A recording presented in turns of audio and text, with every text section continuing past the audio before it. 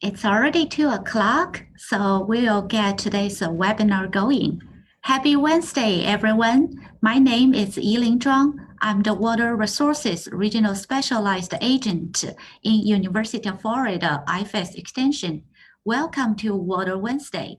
Water Wednesdays is a webinar series about Florida's precious resource, water. Every Wednesday afternoon at 2 o'clock Eastern Time, we'll live stream a 30-minute talk related to Florida's water and what we can do to protect it. We host our webinar series on both Zoom and Facebook Live. So if you are viewing us on Facebook Live, please be aware there are about 10 seconds delay between Zoom and Facebook Live. We have a theme for each month. Last month, we focused on Florida-friendly landscaping. This month, we focus on precision agriculture. So let me move my slide. And we will start this month, the Precision Agriculture Month, with an overall talk of precision agriculture. So what is precision agriculture? It sounds like we just break it down. You look at that, it has precision, it has agriculture. So we look at agriculture, like what is agriculture? You go to the Merriam-Webster dictionary, you find the definition of agriculture. It defines agriculture as the science, art, or practice of cultivating the soil, producing crops, and raising livestock, and in varying degrees, the preparation and the marketing of the results of products. So we know agricultural production highly depends, just like the definition, on water and the soil factors. Not long ago, farming practices were fairly ununiform. It is difficult for growers to treat sites specifically based on land variability and the soil characteristics. Hence, there is an increasing need to utilize resources more efficiently. Nowadays, in particular, there have been important concerns regarding the long-term impact of soil and water supplies, because they are no longer considered plentiful. So if you miss our last several talks, we went through if Florida has enough water. I will post a link in the chat box later, so you can go back to watch that just to maybe refresh your memory. If you missed that, you can catch up just to know if, because the common question we usually get is if Florida's three sides surrounded by water, why water conservation is such a big deal. In that Water Wednesday talk, we went through the water demands and water supply. Because nowadays, like I mentioned, we realize that water is not inexhaustible, or it's not even plentiful. That's why Precision Ag, through the set of information technologies that it uses, it allows to effectively manage these resources. So just to simplify that, I always say the easiest way to understand precision agriculture is to think of is as everything makes the practice of farming more precise or just more accurate. And the key component of this approach is the use of information technology. And if we look at this diagram, so this diagram just illustrated how precision agriculture works. The red crop just represents nutrient deficiency. Information technology used in precision agriculture allows to collect different data of the land. Instead of applying fertilizer based on the average condition, growers can only fertilize where they are required based on soil samplings or the analysis of the yield data, or to and then they can improve the management of water resources, optimize the performance through automated harvesting practice. So I mentioned technology. So from just from the brief introduction, you can tell technology and an essential component. If we go back just to look at the concept of precision agriculture, it is really not a new concept. It's been around since mid-80s. The advancement of technologies allows the concept of precision agriculture to be realized in a practical production setting. Because our technology is an essential component, precision agriculture often is defined by the technologies that enable it. For example, the utilizer of GPS, Global Positioning System in agriculture, is called GPS agriculture or GPS farming. Growers who effectively use information usually earn higher returns than those who don't. Meanwhile, precision agriculture is also a system approach to farming. To be viable, both economic and environmental benefits must be considered, as well as the practical question of field level management and the needed alliance to provide the infrastructure for technology. As I mentioned earlier, technology is important, and these are the commonly adopted technologies in precision agriculture. And due to the time limit, we only have 30 minutes. I'm not able to give you all the details about these technologies and other newer technologies.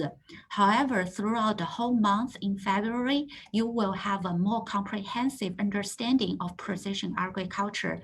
Next week, we'll cover technologies used in smart irrigation. And after that, it's the application of artificial intelligence in precision ag. So please stay tuned. So let's just look at this commonly adopted technology one by one. The first is a global positioning system. And this, as the most utilized type of satellite system, the GPS serves the basis of precision farming development. It is mainly used for auto steer systems and the production of georeferencing information. And just in the next one, I will mention that it's the yield mapping. Driving in the field, GPS enables machinery to drive along repeatable tracks with accuracy, reducing possible errors made by the driver and allow for on-time performance of farm operations. GPS navigation is an excellent way to improve accuracy, speed, and uniformity of application. This technology helps farmers keep machinery in the same traffic pattern. It also remembers the last position in the field. In return, it will reduce skips and overlaps. Machine movement across the field can be also seen on a display screen, which is an important part of GPS system. In this manner, a farmer has a clear insight into the treated and the not treated field surfaces. In addition, the adoption of GPS guidance systems help reduce operator fatigue.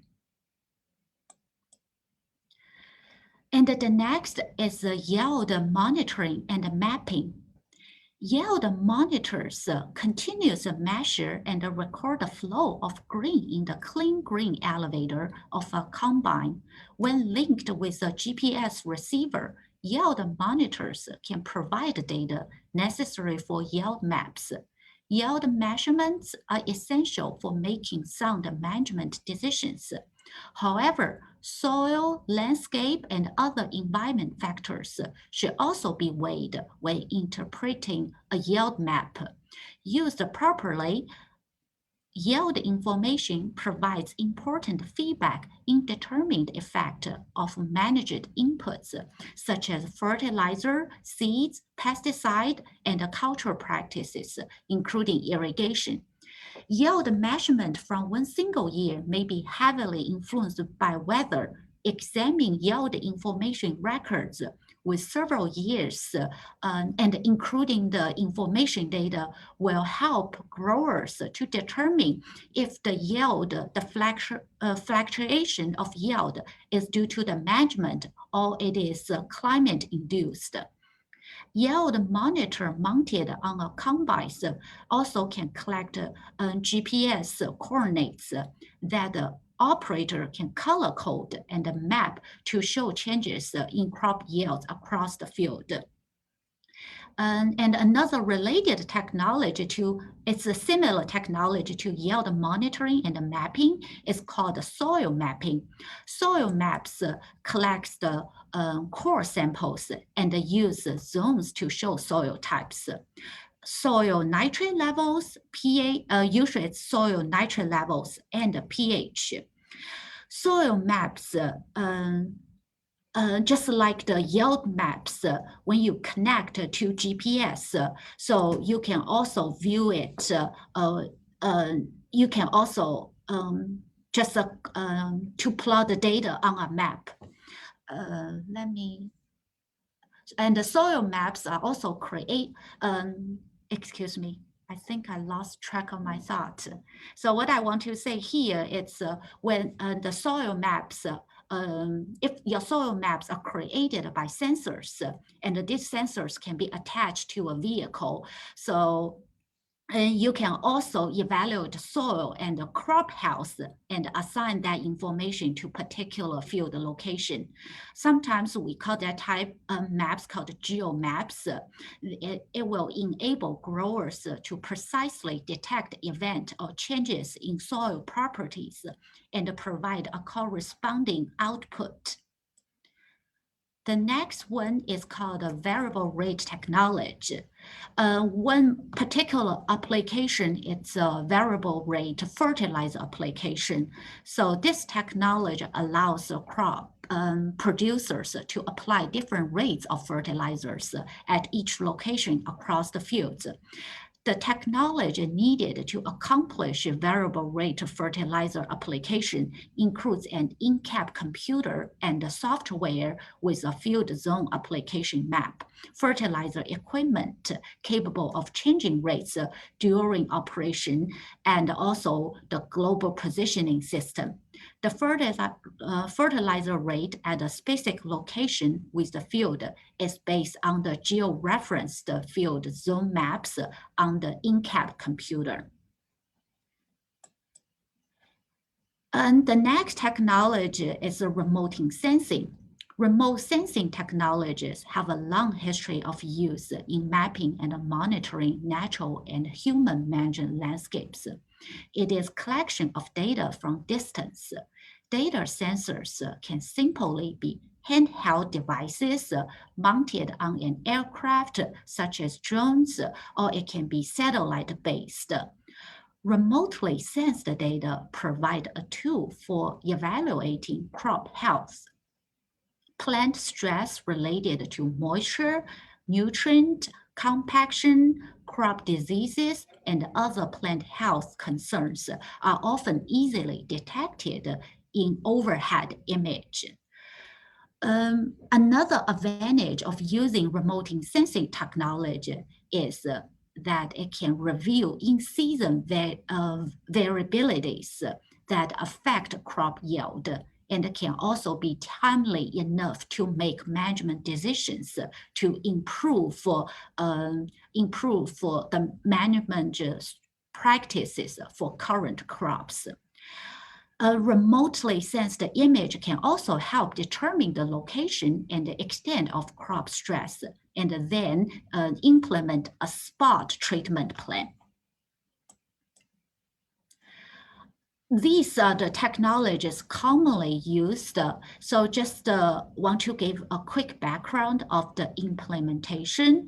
So although the implementation of precision agriculture has been identified in many different kinds of crops, 5 of them are notably being researched more often than others in literature. And these are corn, sugarcane, wheat, cotton, grape, and soybean. The precision agriculture implementations Also, if we go back to literature and we look at the implementations, we also find they usually started in harvesting and in seeding a little bit more often than any other stages. And these technologies, as I mentioned earlier, they are commonly adopted, but so far the adoption rate is still lower than expectation. The most commonly adopted technology is GPS, Global Positioning System. It's about 45 to 55% according to the 2016 USDA data. It's because it's the ease to use. And other technologies such as geomapping and remote sensing, it's a lower. For geomapping, it's about 20%. So we look at the implementation rate and we realize it's just lower because we know the precision agriculture can enable both economic and environmental benefits.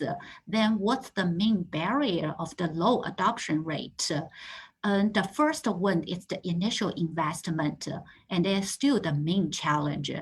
Studies reveal adoption of these technologies can result in an average of $15 to $20 saving on 1 acre of operation, but it's still perceived as a long-term investment. And another major challenge to that is the complexity of the technologies used in precision agriculture. It implies a greater degree of learning skills of their correct adoption and management. So for the growers, they are required to possess a minimum knowledge of information technology, from choosing the right one or choosing the right combination of the available technologies, and also be able to operate it. So I just want to, like all the technologies I mentioned, I want to choose this one as an example. It's UAVs. So UAVs refers to unmanned aerial systems. We often call it drones, because this technology is a perfect example to understand the implementation of precision ag.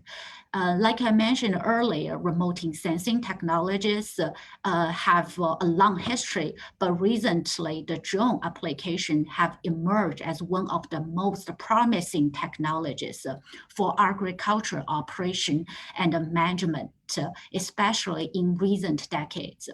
The use of drones has expanded in recent times due to the increased equipment affordability and reliability, as well as availability of processing software developed specifically to process UAS data. And if we look at industries, and they are doing more and more research, which enable those drones which can fly in lower altitude, and also monitoring different crops and already obtained a different set of data. But when we look at some limitations here, and the first limitation for this technology is from regulation. So if you want to do any drone-related activity, before that, you need to obtain an FAA certified license. And you also need to report every time before you fly in certain area. And this is the FAA regulation. And the second limitation of UAVs is the data. So any technologies, especially the technologies used in precision agriculture, is if your data is good data, if it's reliable data. And for the application of drones, the first is to acquire the data, and then to calibrate the data, and then you need to import the data, because from the picture you see it's the drone image data, and the data itself, if you just look at the image, it may not tell you anything. It's how to analyze the data and interpret the data to make it meaningful, and which in turn you can have some implementation decisions. And the next limitation of remote sensing technologies, like here mentioned, is drones. So it's related to drone itself and also to the sensors. For the drone itself, it's if it's an average battery, like the standard battery only lasts for 20 minutes, and there are more, I think recently there are more other options, different types of batteries, which can increase the flight by 5 hours. But also keep in mind those, when you add batteries to the drone and you add weight, so multiple packs of batteries can also increase the weight, which in turn may also return reduce the duration of flight. And another limitation to drones is the sensors, is the type of sensors, and also link back to previous, it's how good the data is, because requiring those data is based on sensors. If you have a good data, good sensor, which you can obtain good data, then it can help to make decisions. Like I mentioned, there are limitations, but also keep in mind, we also see precision agriculture, especially like nowadays, the advancement of technologies. We see the potential of adoption of these technologies, because we know adopting precision agriculture can achieve both economic and environmental benefits. It is clear that farmers at a sufficient level of management that can benefit from precision management. Questions remain about cost effectiveness and the most effective way to use technological tools we now have. But the concept of doing the right thing in the right place at the right time has a strong intuitive appeal. Ultimately, the success of precision agriculture depends largely on how well and how quickly the knowledge needed to guide the new technologies can be found. So this is a very brief introduction of precision agriculture. Like I mentioned earlier, the goal, this talk serves as a base, just introduce you to precision ag, and in next week we'll cover a little bit more in details. We'll cover the precision agriculture and irrigation. And the last week in February, we'll talk about applications of artificial intelligence in precision agriculture. So with that, I will answer your questions.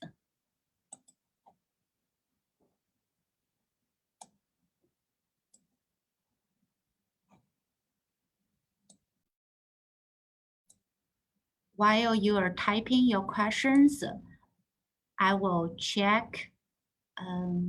Let me post a link here. So before everyone leaves, here's the evaluation. So we will appreciate if you can take the survey and tell us how we can improve that. And then now I'm just checking the Facebook page, see if we have any questions here.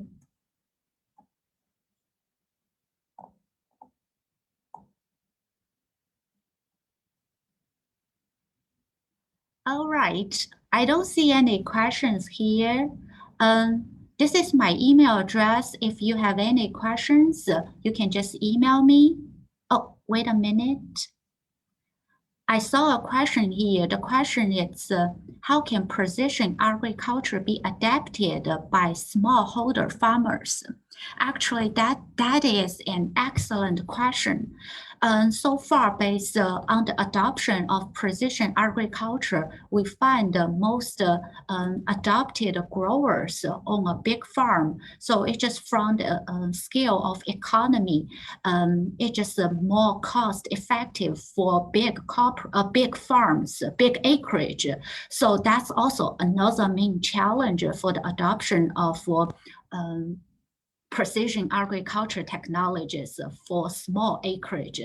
What I've been find some application for small acreage, like remote sensing, can probably will be not saying it's not cost effective, but maybe it will take a longer time for the to get your investment returned.